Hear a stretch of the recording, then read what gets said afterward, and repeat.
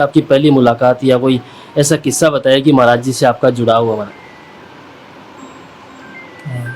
परम पूज्य अग्रपीठाधीश्वर श्री स्वामी राघवाचार्य जी महाराज, उनका जब छात्र जीवन था और वे वाराणसी में अध्ययन कर रहे थे, तब अग्रपीठाधीश्वर के रूप में अभिषिक्त नहीं हुए थे। तब उनके पूज्य गुरुदेव यहाँ अनंत श्री संपन्न श्री स्वामी शालिग्राम देवाचार्य जी महाराज विराजते थे। उस समय पूज्य स्वामी श्री राघवाचार्य जी महाराज वाराणसी में पढ़ते थे, तो वे वृंदावन में हमारे पूज्य गुरुदेव भक्तमाली श्री गणेश दास जी महाराज के निकट ही आकर के रुकते थे। उस समय से यद्यपि हमारी अवस्था बहुत छोटी थी, लेकिन उस समय से हमको प्रथम दर्शन हुआ है। ऐसा समझें कि सन 1981 में हमको पूज्य स्वामी राघवाचार्य जी का प्रथम दर्शन हुआ। उसके बाद निरंतर प्रगाढ़ता बनती चली गई और वे हमारे रामानंद संप्रदाय के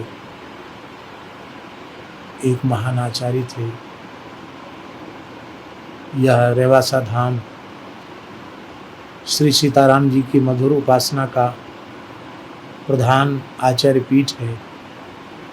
यहाँ से रामानंद संप्रदाय की 11 द्वाराचार्य परंपराएं निर्गत हुई हैं। तो हमारे भारतवर्ष में जो चतुर्थ संप्रदाय में 52 द्वारे हैं, उनमें रामानंद संप्रदाय के जो 36 द्वारे हैं, उन द्वारों में प्रधान पीठ के रूप में श्री रेवासा धाम है।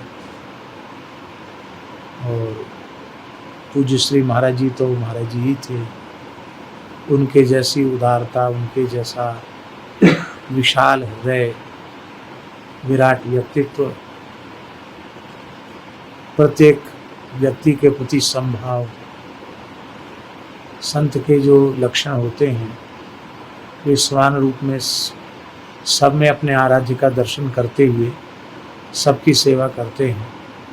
आज वह भाव हमें अपनी आँखों से देखने को मिला।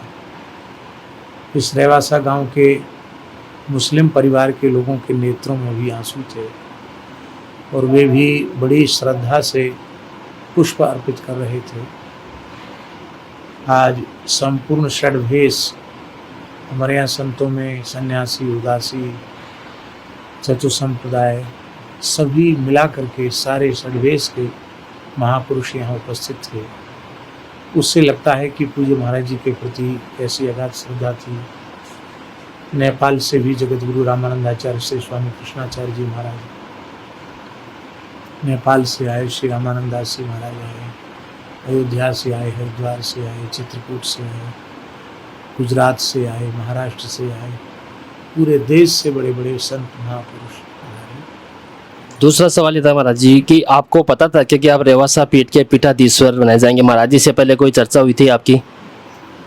ऐसा है कि रेवासा पीठ के आचार्य चरण तो श्री स्वामी अग्रदेवाचार्य जी महाराज हैं। हम तो उनके झाड़ूदार हैं। हम ना आचार्य हैं न कुछ हैं, हम झाड़ूदार हैं। और पूज्य श्री रेवासा महाराज ने हमारे प्रति अपने हृदय का ऐसा विश्वास व्यक्त किया। यद्यपि हम इस योग्य अपने को नहीं मानते हैं, लेकिन उनके हृदय के विश्वास को श्री जानकीनाथ भगवान और श्री गुरुदेवाचार्य जी महाराज पूर्ण करें, ऐसी हम प्रार्थना करते हैं।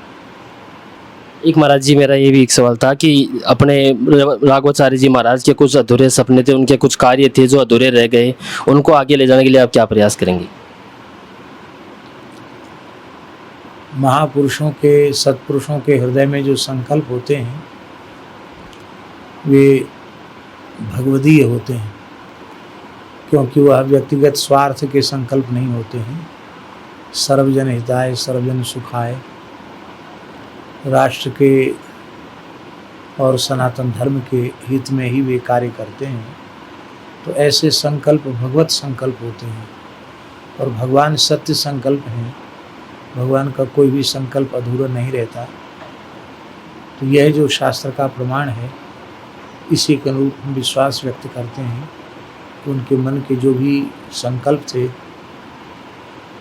जो पूरे हुए, वो भी जानकीनाथ जी की कृपा से पूरे हुए और जो पूरे होने हैं वे भी जानकी नाथ जी की कृपा से ही पूरे होंगे। दूसरा महाराज जी, जैसे राघवाचार्य जी महाराज के और अपने रेवासा पीठ के लाखों अनुयायी है, लाखों शिष्य है महाराज जी के, उनको आप क्या संदेश देना चाहते हैं महाराज जी?